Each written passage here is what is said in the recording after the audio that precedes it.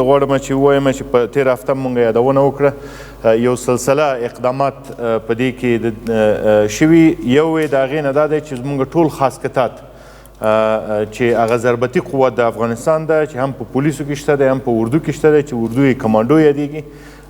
امنیت ملي هم لري خپل خاسکتات. دا مو ټول د یو چتر لاندې راوړي د یو قومندې لاندې. دوی په خپلو ساحو کې دي د خپلو وزارتونو سره ولې قومنده یې واحده شوه تر څو پورې چې دغه پراګندګي هم د منځه لاړه شي. بل دا دی چې وکړی شو چې په قاطعیت سره اقدامات ترسره کړي.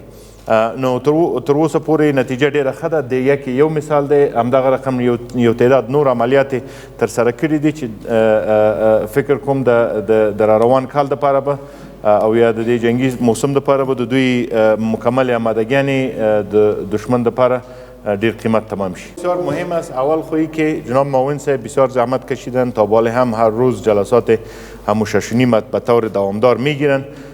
اگر به یادتان باشه روزی که جلسات شروع شد در کابل وضعیت بسیار وخیم بود. مردم به خاطر یک تلفن و موبایل هم کشته می شدن. فعلا از او وضعیت بهتر شده، نظم در شهر بهتر شده، از دوزیایی که بودن انجام می شد اونا کم شده. ولی تروریسم است. تروریسم دشمن خود دارن، نفر خود دارن. دشمن اونا ما و شما هستیم، افغان هستن و ایره به هر صورتی که باشه طالبا و داعش و دوام میتن. دستاوردهای خوب صورت گرفته که کار تنها یک ارگان نیستن. کار امنیت ملی، وزارت دفاع، وزارت داخله همگی به مشترکن دست به دست داده.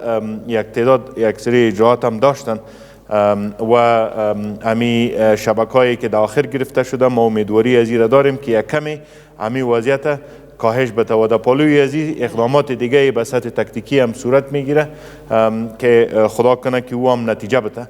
ما امیدوار هستیم که اجراعاتی که تا بال صورت گرفته نتیجه مثبت داشته باشد.